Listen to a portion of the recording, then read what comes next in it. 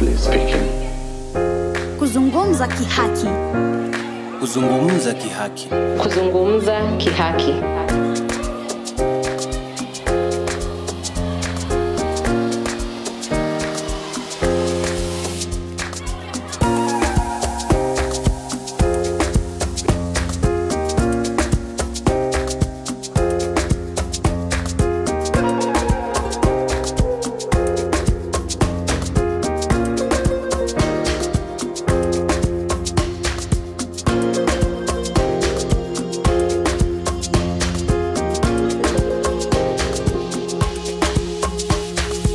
Haki kwa wote, kila wakati. Welcome to yet another episode of Rightfully Speaking, where in this episode we shall be dwelling on mental health and human rights.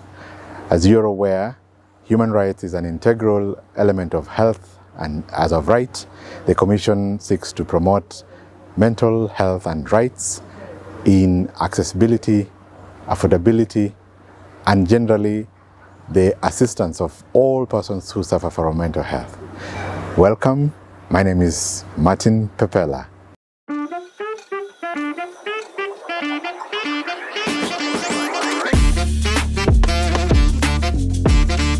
Workplace stress is also known as occupational stress. And when we talk about such kind of stress, is the stress that is a bit harmful, and it can manifest itself in a physical form or even an emotional form. In cases whereby you're not maybe familiar with the requirements of a particular job, and maybe you don't have sufficient resources to carry out that particular kind of job, it can make you be a bit physical, uncertain about yourself, and it can cause you to have some stress. These are pressures that are related to work or the duties that you discharge in the office.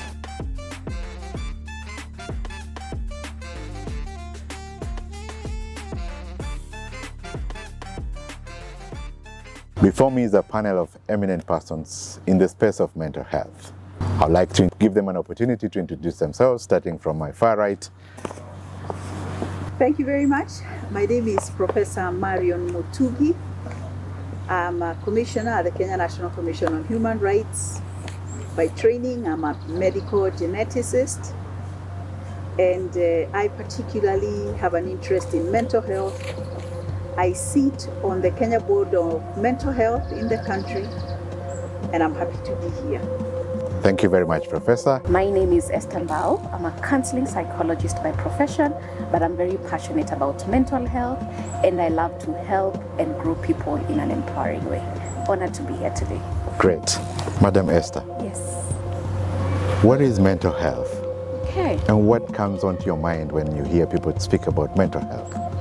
Thank you for that. Let's start with a basic definition of how WHO defines mental health. A person who's in a state of being able to realize their abilities. The second one is you're able to cope with the daily stresses of life. The third one is that you feel like you're working productively. And the fourth one is you're able to make a contribution in the community and in the social spaces you're in. So when we take time to evaluate what mental health is, we know a person is made of spiritual, emotional, psychological, intellectual, and social spheres of life. So when you look at all these spaces in terms of who you are as a person, then you need to evaluate, do I feel like I'm able to realize my abilities?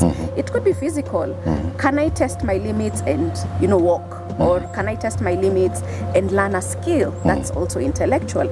Am I able to cope with the daily stresses of life? And this varies from one location to another. Like here in Nairobi, am I able to cope with the daily traffic? But if I go to another locality, what are the normal stresses of life? Also where I am in terms of work or school, do I feel like I'm being productive? And then fourth and most important is, do I feel like I belong to a community and I'm making a contribution? And maybe this is the time to highlight why COVID-19 came with so many mental health challenges. Because we are social beings. We are not supposed to social isolate or social distance. We are actually we're supposed to belong to a society. So when you look at mental health in those four spheres, then you need to do an assessment and see, am I mentally healthy? Or am I at a place I could be getting to the scale of getting mentally ill? There is no health without mental health. So you cannot acknowledge you're healthy if your mental health is not in a good state. Yes. Thank you. Professor, there is no health without mental health. Do you agree with that? The WHO definition of health is a general state of well-being and not merely the absence of disease. So many times we think health is the absence of disease. But I just want to say that mental health is part of the greater, is a subset of the greater issues of health. For example, we talk about reproductive health, we talk about respiratory health, we talk about all kinds of health, we talk about urology, which is about the urinary system and the health associated with that. Mental health is just one subset. But I want to dwell on what Esther did say, and it's easy to think about it as the health of the hand, which is the physical, the health of the head, which is emotional and psychological, and health of the heart, which is the spiritual. And all this really should work together. But I just want to say that many times they are not clearly delineated, and they, of course, work with each other. The statement that the speaking to the heart has an element of spiritual, it confirms a lot what Nelson Mandela once said, that when you want to speak to a human being properly, speak to the heart and not the mind. So in terms of speaking to the heart and the spiritual elements, what is your take on the myths around mental health, Professor? Thank you very much. There are all kinds of myths which are related to where we come from, how we grew up, and the experiences that we have had. But generally speaking, among us Africans and many other cultures, when we do not understand something, it's easy to say it's witchcraft. You're bewitched. It's an easy way out of difficult circumstances. Yes. It's also easy to say this is demonic, it's spiritual. It's also because when we throw it to the demons and the spiritual and the witchcraft, then we are kind of left off the hook, and there's nothing we can do. But I just want to say that the sources of mental health illness are many. One, it could be a chemical imbalance. Yes. It could also be a hormonal imbalance. Many of us are aware, especially when you live with women as daughters and as mothers and as wives, that there are times in the menstrual cycle of a woman that she's not as emotionally stable as she ought to be, or maybe at menopause. So there are all those hormonal changes. But I also want to mention that yes, it is also genetic. I am a geneticist, and we know that there are genetic origins of mental health illness. We know that there are chromosomal abnormalities and aberrations that lend and portend mental illness. We also know that some of the mental health illness run in families. And what are we saying? We are simply saying that as the definition and the facets that were mentioned by Esther here, that we will always face stressors in life. But how we react to these stressors depends on the experiences we have gone through, our genetics, the period of the month, etc., etc. And that is why somebody cuts in front of you, a matatu cuts in front of you as you're driving, and one person just looks and just say, forget this madman. But the other one gets out with road rage and so forth. It depends on their mental health status. So it's all round. It's the hand, the head, the heart. Allow me to come back to you. You mentioned this word, chemical imbalance. Allow me to dig further so that my audience can understand. What does it do? What chemical some people may think you drink it or it is within the body? You drink it Aha. because there are mental health conditions that are associated with alcohol and substance abuse. Yes. There are others that are related to medicines that we take. Many of us have taken some medicines and you feel your head going in circles and you're not really mentally stable, and sometimes you need to lie down. It may be a chemical imbalance. The hormones in your bodies are chemicals that are produced in your bodies. It may even have something to do with your nutrition and the food that we eat, and the presence or absence of such certain nutrients in our bodies.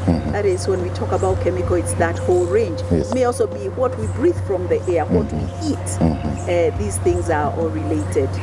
Thank you very much, Professor, for that elaborate explanation. I would like to ask Madam Esther Yes. the same question. Yes. In your experience and in your way of work, Yes. the myths, The needs. do they arise? Yes, they do arise. Even before someone seeks help or support in terms of their mental well-being, you find that they've gotten so many myths around mental health that before they seek out support, it's really taking them to some time, or they're really pushed to a corner and they come in. Some of the myths I've heard about, one of them, Professor said, it's witchcraft, so it is a spiritual thing, and hence you just need to pray and fast about it. Yes. But I've also had myths of, it's, if I have a mental health issue, I'll never be healthy again. It's not about the absence of an illness. It's about managing and taking care of yourself. Other myths, and maybe this goes to a bit of stigma, when you hear the word mental, leave alone mental health, the first things, and I know we are all empowered, but most people, when they hear the word mental, they think about Madare, they think about the mad person in the market, or that person who just ran when they were dirty along the street. Yes. But that is not about mental health. We need to personalize and say mental health begins with me, because mental health is about my brain function, and so my brain function affects how I think, it will affect how I feel, and hence it will affect how I behave. So we talk about cognitive functionality, we talk about your emotional intelligence, and then we look at you taking care of yourself and how you respond to the environment, and how you also proactively respond to your environment. So the most important thing about myths is breaking the stigma, but also realizing that mental health needs to be looked at in totality, as Prof has said. When it comes to players in the mental health space, who are they? Are you one of them? Oh, we are all players in the mental health space. Mental Me too. health begins with you. Okay. Don't you have a mind? I do. Do you have emotions? Always. Do you have a way of behavior? I do. That's mental health. So mental health will begin with you and how you take care of your mind, your heart, and your behavior, and even your physical well-being. So everyone is a stakeholder when it comes to mental health. The family is very important as a social support system and as the primary support system when it comes to mental health. And we need to define family according to your circumstance. I will not give a blanket definition of family, but you need to look at the family, you need to look at the community around you, you need to look at your workplace, you need to look at the school environment if it's for children, you need to look at your spiritual setting as well, because even spirituality and where you go for your spiritual nourishment can affect your mental well-being. But each and every person is a stakeholder in your mental health. However, we do have mental health professionals.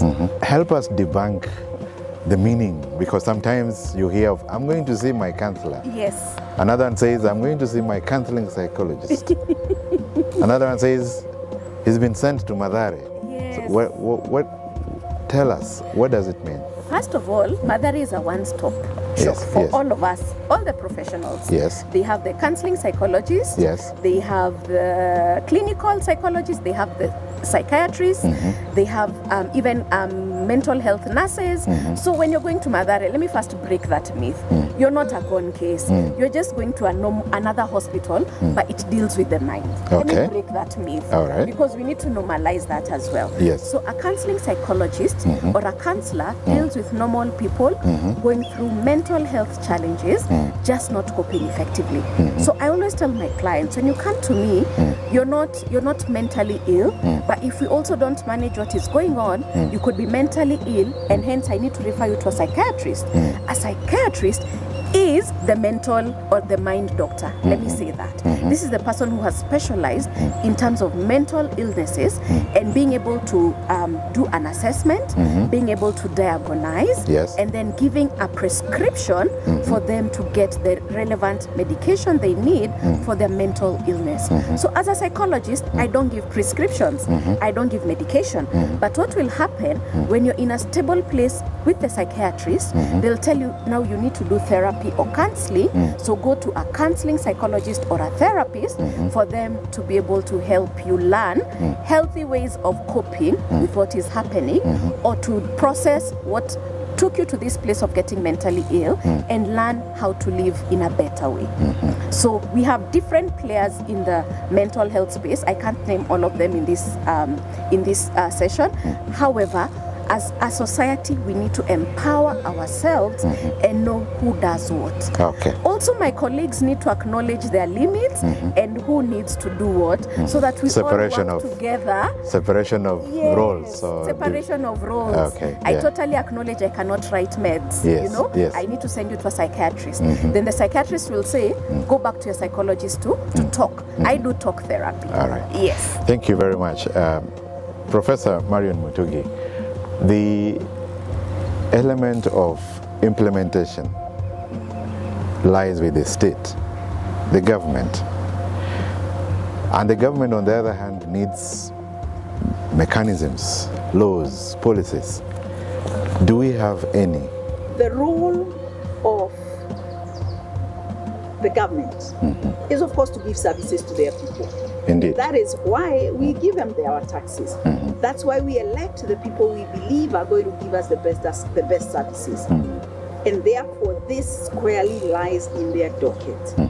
Now, of course, as a country, Kenya, we are signatories of various instruments, international instruments. For example, the International Covenant on Social and Cultural Rights and the African Charter of Human and People's Rights, which really place Kenya's responsibility internationally in taking care of health, and mental health is critical to that. Yes. Of course, there are various laws that are domesticated. For example, there is the Mental Health Act, which was recently reviewed in 2019 and puts the mental health space where it belongs. And the translation implementation of this is in the Mental Health Policy 2015 to 2030, which says that mental health services should be equitable. They should be accessible and they should be affordable. Now, equitable, we have a problem there. Because we know that the burden of mental health in Kenya is that 1 out of every 4 Kenyans have a mental health challenge. So one out of every 4. 1 out of every 4. And therefore, we would assume that in the distribution of resources, in the building of health facilities, 20 to 25% should be for that kind of proportion. That in the allocation of resources, money, for example, in the Ministry of Health, is it unrealistic to expect that 25% of that goes to mental health services? What about training of healthcare professionals? Shouldn't we expect that that same proportion should be there? But truth be said, that is not the case. And therefore, this issue of equitable distribution of resources where they matter, and for mental health is 25%. Accessible. We talk of Mathare. Many of us, when we have a relative, a friend who is struggling with a mental health illness, what we do is we look for ropes and chains, we tie them up, we carry them, We dump them in Mathare, we go home and we switch off our phones. We have finished our job. We abandon them. We leave them there. And yet they should be accessible. Can you imagine doing it the same way? That a woman who is going to have a baby, we take them, we tie them with ropes, we take them to a maternity, we dump them there, and then we go home and never turn up. Isn't that cruelty? And that is what we do with people who are struggling with mental health. Accessible all the way from level 1, level 2, level 5, up to level 6. There should be that referral system and available health services in these other levels of mental health, healthcare facilities, and affordable. How much does it take? We have heard of Linda Mama, where we are saying, okay, mothers who are going to have babies, let us take care of them so that it's affordable. Do we have the same ideas? Do we have the same focus on people who are struggling from mental health illness? So this is what the mental health policy says. So these are the conventions, these are the laws, and of course there are many others. Do you think this is a gain for the mental health space, or is more of a challenge? I like that she highlighted that 1 in 4 people have a mental health condition. However, we have around 100 psychiatrists. We've not talked about the number of professionals. We have around 100,000 psychologists in a population of 50 million people. And most of them are concentrated in the urban centers.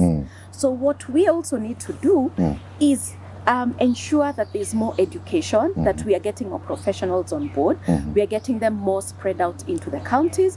But we are also ensuring that, you know, there's accessibility at every level, like she has said. It's affordable.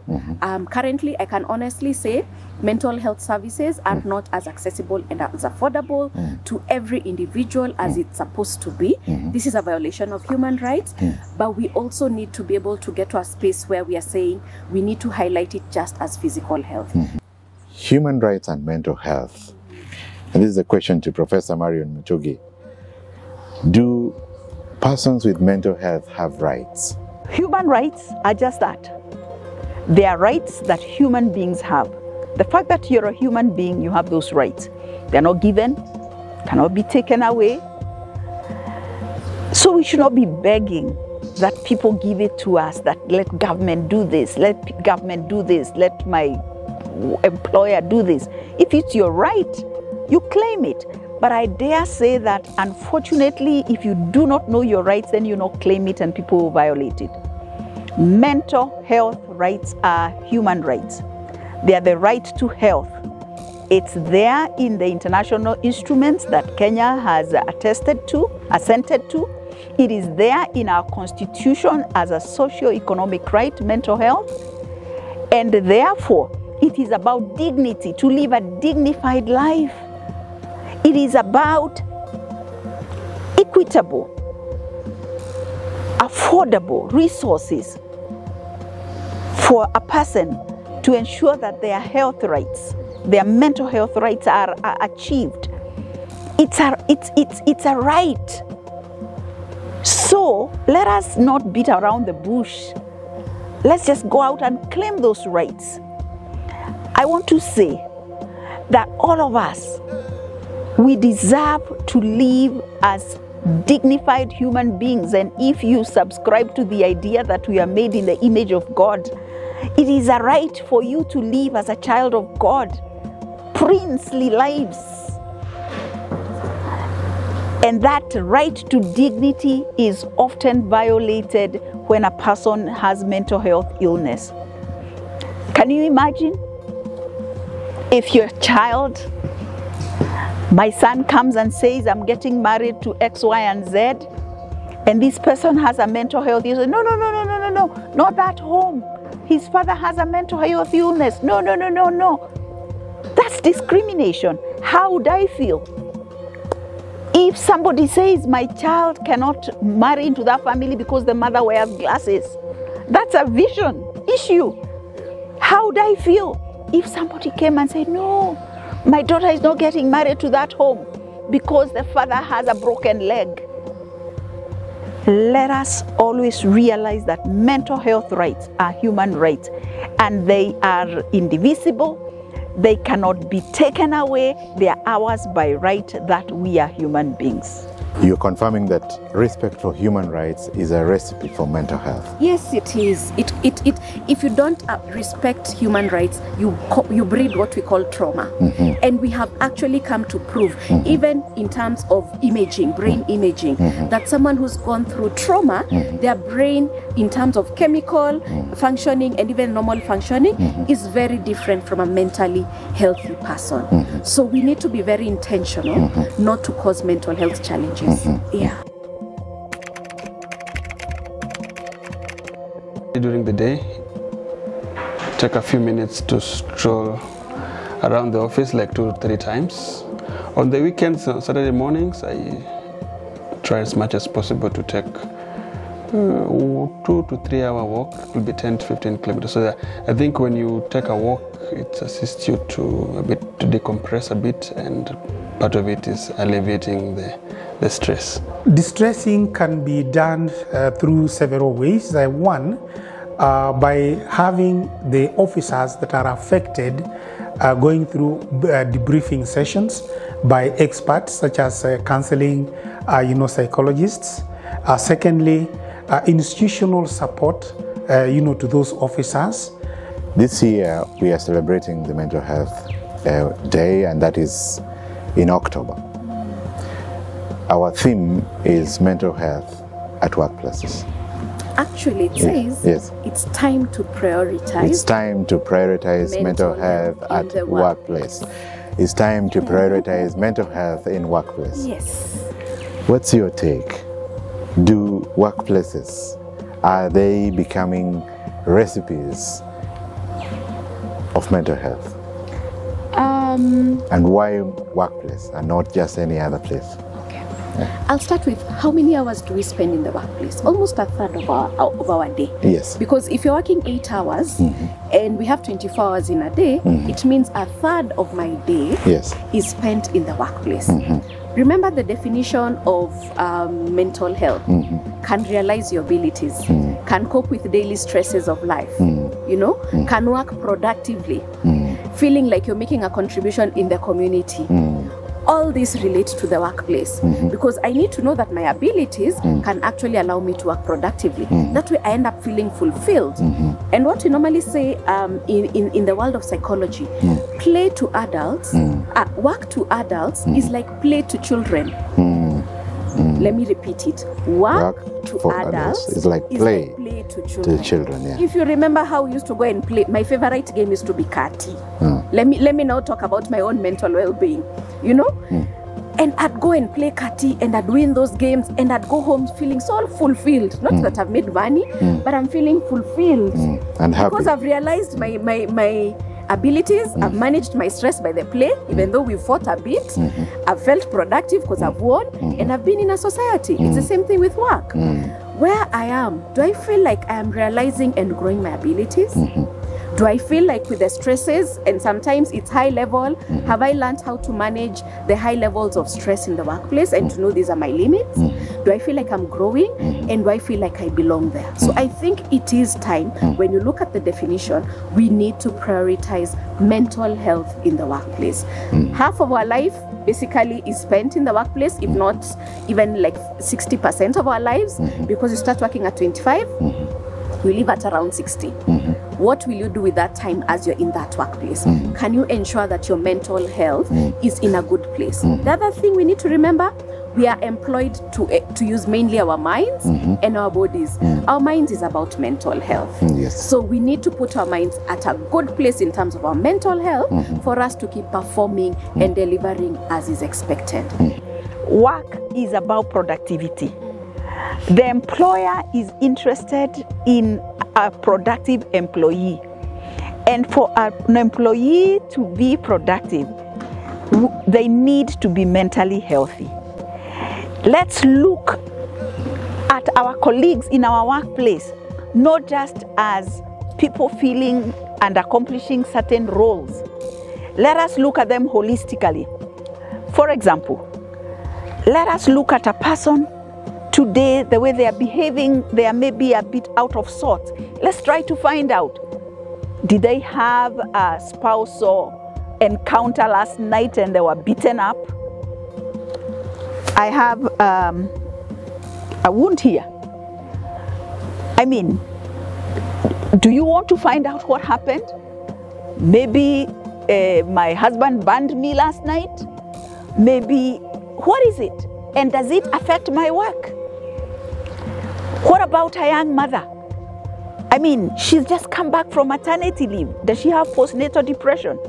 I mean, she's just back to work. It's her first baby. She's worried my baby is crying at night or during the day. Let us look at the person holistically. Let us try to find out what the other person is going through so that we can affirm them, we can support them. Maybe I didn't sleep last night. Maybe my landlord came to lock my house because I've not paid rent. For sure, can I be productive when all my chairs and my seats are out there? Let us look at people at the workplace as holistic persons who can only be productive when their other facets of their lives have been well taken care of. Let us be personal with them. Let us try to find out what they are going through without being intrusive into their private life. And by the way, when you do that, you recognize that we are all the same. We are going through similar challenges. And you can encourage others and say, oh, that one, being locked out of the house. Hiyo ni kitu kidogo sana. You know it will work. And we affirm each other and we encourage each other. So let the workplace be our family. Our work colleagues, let them be part of our families. And to be part of our families, let us be the family members for the others. Speak to that police officer, to that parent, teacher, a truck driver, a garbage collector in the Nairobi city, Kisumu city, Eldoret city, Nakuru city, Nyeri. Speak to this person. Give hope. Professor. Stigma is a label that we put on a person to say they're not like us. We then go on a step further and step away from them to show them they are different. We exclude them, we discriminate them. And this is one of the major challenges in mental health illness. I want to challenge you. Suppose your husband, your wife, your child, your mother struggles with mental health illness. Your mother, for example. How would you address her? Would you say, my mad mother? Even the language that we use is stigmatizing. If a person is struggling with infertility, how would it be if we say you're barren? Isn't that stigmatizing? Isn't that discriminatory? And yet we use the word mad, mental, in a manner that is stigmatizing and discriminatory. So I want to say that you and I can have mental health illness. Any one of us can have it. Actually, I dare say we all have it. It's just a degree. Because we are oftentimes have inability to cope. We are addicted to all kinds of things. We are addicted on the cell phone. Addiction is a mental health illness. And what the golden rule says, what you'd want others to do to you, do it to them. These people, what they need us to recognize that they are ill. Just like somebody who has a headache, somebody who has a stomachache. One of the best things, probably the only thing that COVID did for us, it brought the issue of mental health illness to the fore.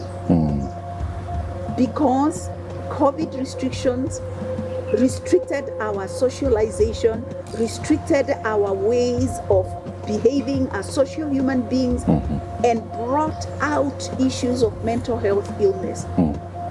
Suicide, sexual violence, neglect, trauma. So let us grab the moment and run with it and ensure that they are promoting services They are preventive services. They are curative services that are affordable, equitable, accessible. But for me and you, always remember that mental health, it could be me, it could be my loved one. Whatever you want to be done to others, do it to the other person. Thank you very much, Professor. The principle of good neighborliness, be your brother's keeper, be your sister's keeper. Madam Esther. Your mental health is your responsibility. Doing simple things like ensuring you slept for 8 hours. You've drank enough water. You've had healthy meals. You've known your limits to this is the much I can do in terms of work and I need to rest. Yes. Having work-life balance. Having social spaces where you can go and have healthy relationships with other people. Those are the basics I can give to anyone who is out there. You cannot give that which you do not have.